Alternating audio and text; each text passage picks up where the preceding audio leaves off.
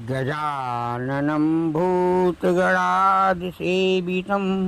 कपित्थजम्बूफलचारुभक्षणम् उमासुतं शोकविनाशकारकं नमामि विघ्नेश्वरपादपङ्कजम्। वक्रतुण्डमहाकाय सूर्यकोटिसम्प्रभा निर्विघ्नं कुरु मे देव सर्वकार्येषु सर्वदा।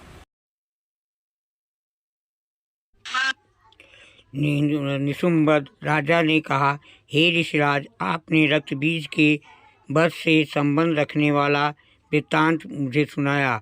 अब मैं रक्त बीज के मरने के पश्चात क्रोध में भरे हुए शुंभ ने जो कर्म किया वो सुनना चाहता हूँ।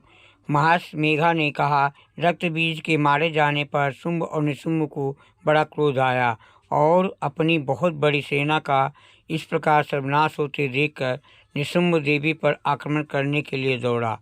उसके साथ बहुत से बड़े बड़े असुर देवी को मारने के लिए दौड़े। चलाए हुए बाणों को देवी ने अपने बाणों से काट डाला और आपने शस्त्रों की वर्षा से उन दोनों दैत्यों को चोट पहुंचाई। निशुंभ ने तीक्ष्ण तलवार और चमकती हुई ढाल लेकर देवी के सिंह पर आक्रमण किया। अपने वाहन को चोट पहुंची देखकर देवी ने अपने शूरप्र नामक बाण से निशुंभ की तलवार व ढाल दोनों को ही काट डाला।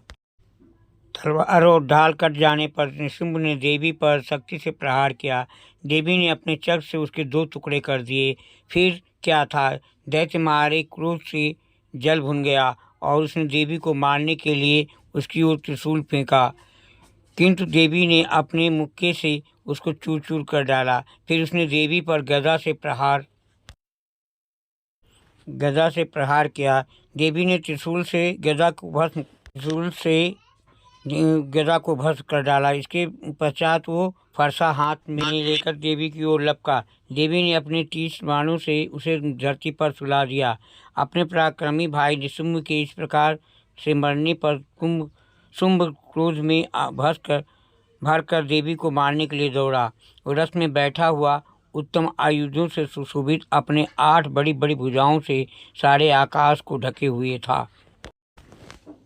शुंभ को आते देखकर देवी ने अपना शंख बजाया और धनुष की टंकोर का भी अत्यंत सुसह शब्द किया। साथ ही अपने घंटे के शब्द से, जो कि संपूर्ण दैत्य सेना के तेज को नष्ट करने वाला था, संपूर्ण दिशाओं में व्याप्त कर दिया। इसके पश्चात देवी के सिंह ने भी अपनी दहाड़ से, जिसे सुन बड़े बड़े बलवानों का मत चूर हो जाता था, आकाश, पृथ्वी और 10 दिशाओं को पूरित कर दिया। फिर आकाश में उछलकर काली ने अपने दांतों से तथा हाथों को पृथ्वी पर पटका। इससे ऐसा करने से ऐसा शब्द हुआ जिससे कि सबसे पहले मारे सारे शब्द शांत हो गए। इसके पश्चात असुरों के लिए भय उत्पन्न करने वाला अट्टहास किया, जिसे सुनकर थर्रा उठे और शुंभ को बड़ा क्रोध हुआ। फिर अंबिका ने अरे दुष्ट खड़ा रहा कहा तो आकाश से सभी देवता जय हो बोल उठे। शुंभ ने वहां आकर ज्वालाओं से युक्त एक अत्यंत भयंकर शक्ति छोड़ी, जिसे आते देखकर देवी ने अपनी मोहल्का नामक शक्ति से काट डाला। हे राजन, फिर शुंभ के सिंहनाद से तीनों लोक व्याप्त हो गए और उसकी प्रतिध्वनि से ऐसा घोर शब्द हुआ जिससे पहले के सब शब्दों को जीत लिया। शुंभ के छोटे बाणों को देवी ने और देवी के छोटे बाणों को शुंभ ने अपने बाणों से काट सैकड़ों और हजारों टुकड़े में परिवर्तित कर दिया। इसके पश्चात जब चंडिका ने क्रोध से भर शुंभ को त्रिशूल से मारा तो मूर्छित होकर पृथ्वी पर पड़ा। जब मूर्छा हुई तो धनुष लेकर के आया और अपने बाणों से उसने देवी काली और तथा सिंह को घायल कर दिया। फिर उस राक्षस ने 10,000 भुजाएं धारण करके चक्राद आयुधों से देवी को आच्छादित आच्छादित कर दिया। तब भगवती दुर्गा ने कुपित होकर अपने बाणों से उन चक्रों तथा बाणों को काट डाला। ये देखकर निशुंभ हाथ में गदा लेकर चंडिका को मारने के लिए दौड़ा। उसके आते ही देवी ने तीक्ष्ण धार वाले खड्ग से उसकी गदा को काट डाला।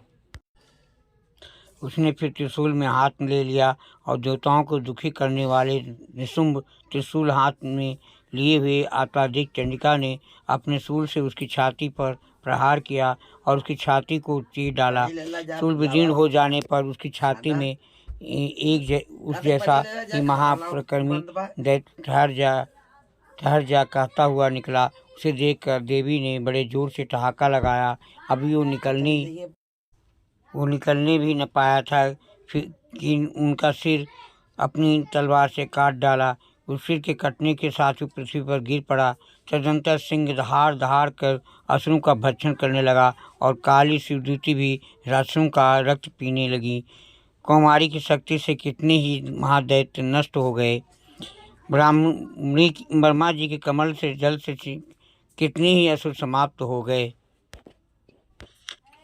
कई दैत्य महेश्वरी के त्रिशूल से विदीर्ण होकर पृथ्वी पर गिर पड़े और वाराही के प्रहारों से छिन्न भिन्न होकर धराशायी हो गए।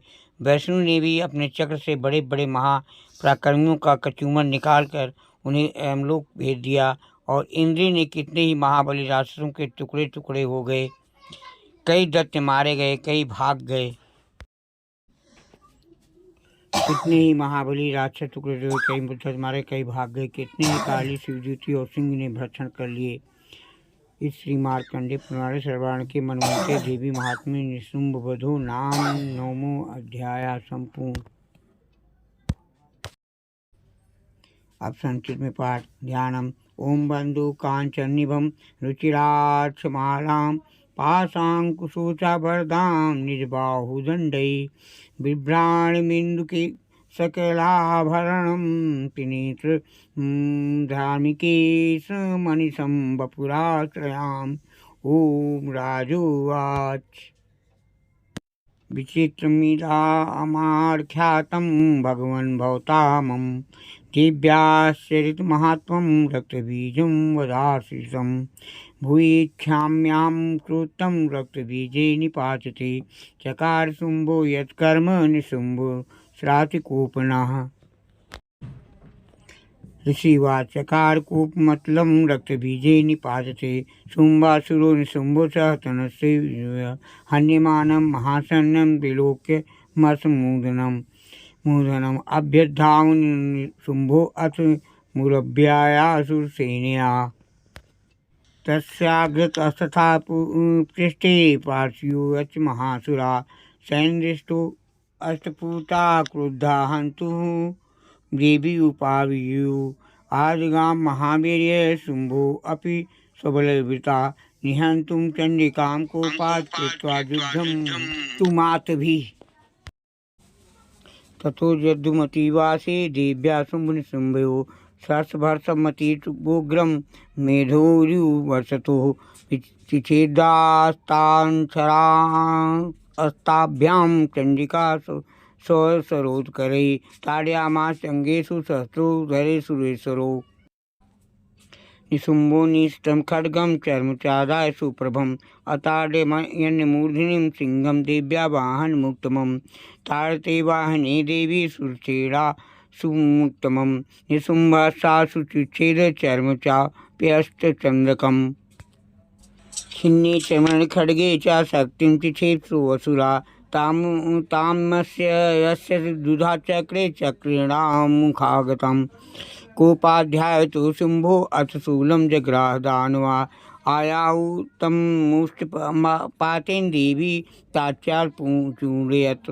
अविद्यात् गदां सोऽपि चिक्षेप चण्डिकां प्रति सापि देव्या शूलेन भिन्ना भस्मत्वमागता। तथा परशु हस्तं तमायन्तं दैत्यपुङ्गवम् आहृत्य देवी बाणे धरैः पातयत् भूतले। तथा परमहस्तं तथायन्तं दैत्यपुङ्गवम् आहत्य देवी बाणैः पातयत् भूतले। तस्मिन् पतिते भूमौ निशुम्भो बिम्बक्रमे पातयत्युः संक्रुद्धः प्रद्योहन्तु अम्बिकां सा रथस्थस्थ तथा उच्च गृहीत प्रमाजुधे भुजे रस्तार्गुले व्याप्रदेशीर्षं नभः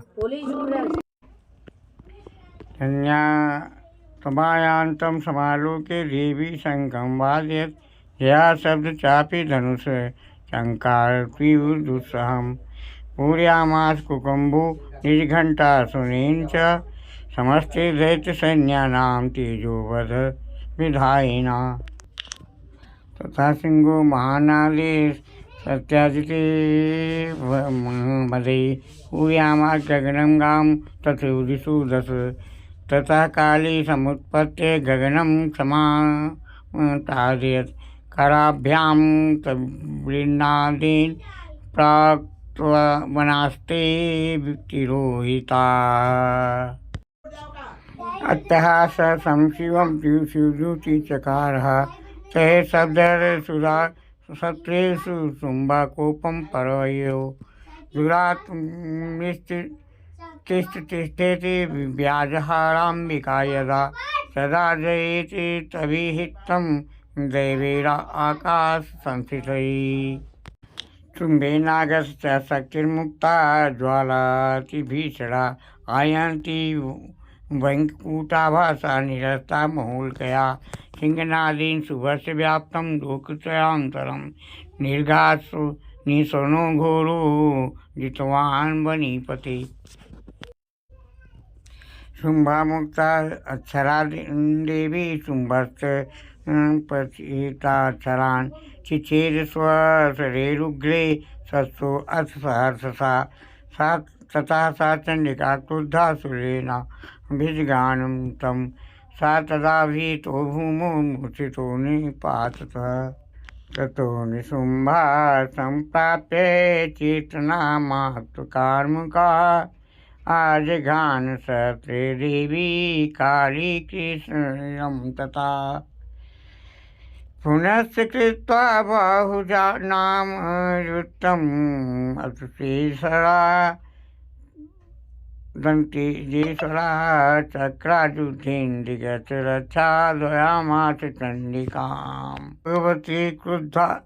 ततो भगवती क्रुद्धा दुर्गा दुर्गातिनाशिनी चिच्छेदतानि चक्राणि स्वशरैः सायकाञ्चतान् ततो निशम्भो वेगेन गदामादाय चण्डिकाम् अभ्यधावत् वै हन्तुं दैत्यसेना समावृता तस्यापतत एवासु गदां चिच्छे चण्डिका खङ्गेन चित्तधारेण सा च शूलं समादते शूलहस्तं समायन्तं निशुम्भं मराधनं हृद्विद्याय शूलेन वेगान् वृद्धिं चण्डिका भिन्यस्य तस्य शूलेन हृदयाश्रितो अपरा महाबलो महावीर्यस्ति तिष्ठेत् पुरुषो बलनिष्क्रामतो देवी प्रहस्य स्वनो तथा शिरच्छिच्छेद खड्गेन ततो